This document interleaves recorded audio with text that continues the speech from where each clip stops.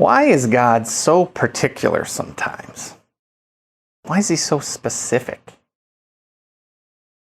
So several years ago, I wanted to read the whole Bible in 1 year. Like every word of every verse of every chapter of every book.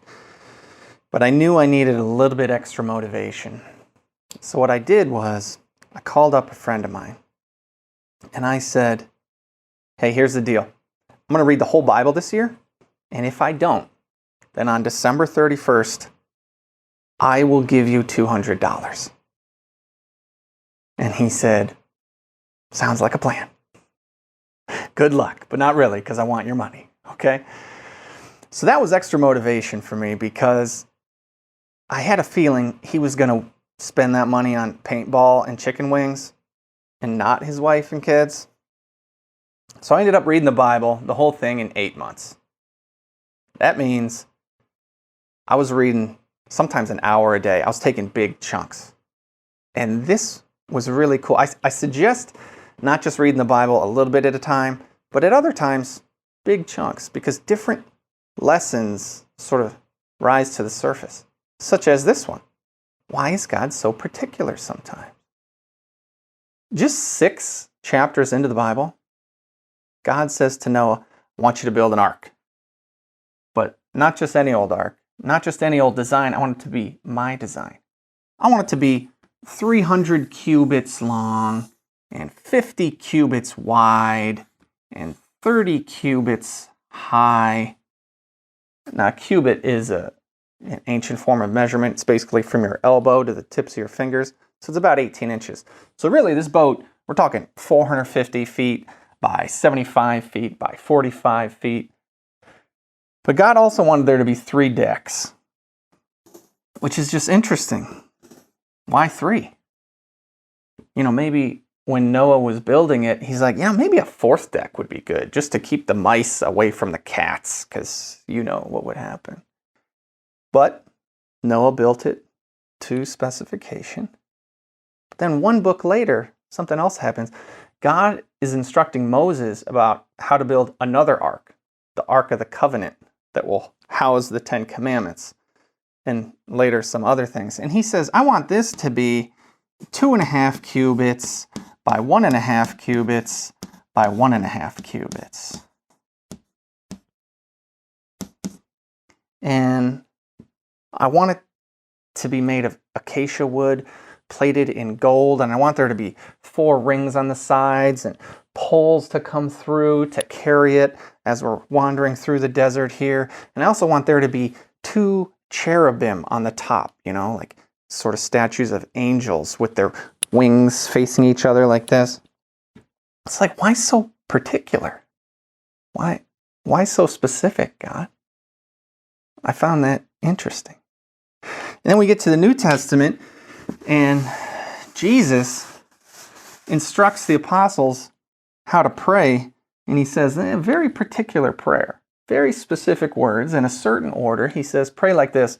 Pray, Our Father, who art in heaven, hallowed be thy name. Thy kingdom come, thy will be done, on earth as it is in heaven. So he gives them the Our Father, gives them the Lord's Prayer. And then a little bit later, after he gets some more followers, and he's going to send them out to preach and teach in his name and deliver the good news that Jesus has arrived, he gives them a packing list, but it's the opposite of a packing list. It's an unpacking list. It's things to not take. And Jesus says, don't take gold or silver or copper for your belt. Don't take a sack. Don't take a second tunic. Don't take sandals. And don't take a walking stick. It's so interesting. Would the apostles have not been able to evangelize if they did have walking sticks? What is the lesson here? I started to think when I'm reading these things about birthdays. When it was your birthday when you were young, or maybe when it's your kids' birthdays, what do you eat for dinner that night? Well, you let the birthday boy or the birthday girl, you let them choose. It's like your favorite dinner. What's the one thing mom or dad makes, you want them to make it on your birthday? Or maybe we'll go out to dinner. What restaurant? You pick. It's your birthday. I thought that was an interesting analogy because it's like, it's your birthday. You get to decide. Because this day's, it's sort of all about you. And I thought about God like that. If God is God, if God is the Almighty, then there are certain things that when He asks for it, we should be like, yeah, okay. Just like when our kid says he wants to go to the restaurant that we don't like, it's like, it's your birthday, but we'll go because you want to. There are certain small things, and they seem so insignificant, but God wants it done a particular way.